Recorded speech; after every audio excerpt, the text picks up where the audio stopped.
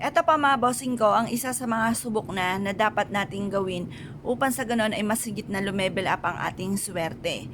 Eto pa mga bossing ko, nasubukan nyo na po ba bago umalis ng inyong tahanan, bago ka pumunta sa inyong negosyo, or bago ka tumaya, naghugas na po ba kayo ng kamay sa pamamagitan ng asin? Konting asin, tapos maghugas ka, o kaya ilagay sa isang tabo, lagyan ng konting asin at maghugas ka ng kamay. Ito pa mga bossing ko ay tutulungan ka para maalis ang mga kamalasan sa mga kamay po ninyo na siya nagiging dahilan kung bakit lagi kang gastador, tapos parang hindi ka mapakali pag kahit nagkaroon ka ng pera, parang hindi ka makatulog, hindi ka mapakali, parang ang dami-dami mong iniisip na bilhin, luho ka agad. Tapos ang ending, kapag naubos ka agad ang pera, nga malungkot, mainit ang ulo.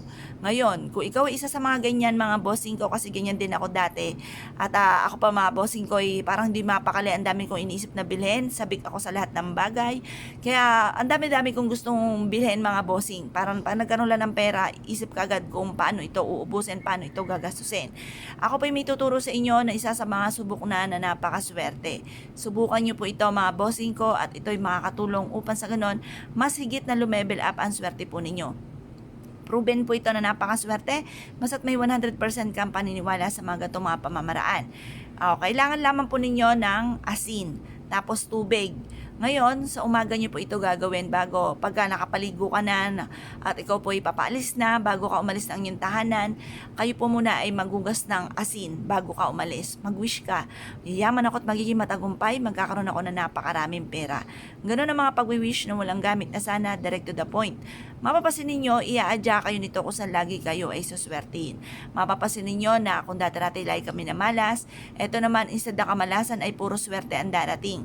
Ngayon po, mas mapapasin ninyo na kung dati-dati lagi mainitin ang inyong ulo, kayo po ay mawawala ng unti-unti, kasi hindi naman isang biglaan po yan. Mawawala yung pagiging mainitin ng ulo, at instead na pagiging mainitin ng ulo, pagkawala ng pag-asa sa buhay, mapapasin ninyo na mas magiging masagana ang inyong pong pamumuhay, lagi kayong iadya kung saan lagi kayo suswertihin, maraming pera pa ang darating po sa inyo. Proven po ito mga bossing. Ngayon pa mga bossing, kapag po kayo gumawa ng ganito, i-mindset nyo na nasimula na ito ng tagumpay nyo. Alisin nyo sa isipan nyo na kayo ay malas. Alisin nyo sa isipan nyo na kayo po ay hindi swerte. Kayo ay laging walang pera. Alisin nyo po yun. Laging sasabihin, iisipin, maraming pera ang darating sa akin. At huwag nyo na ipagsasabi sa iba ang mga pangarap po ninyo.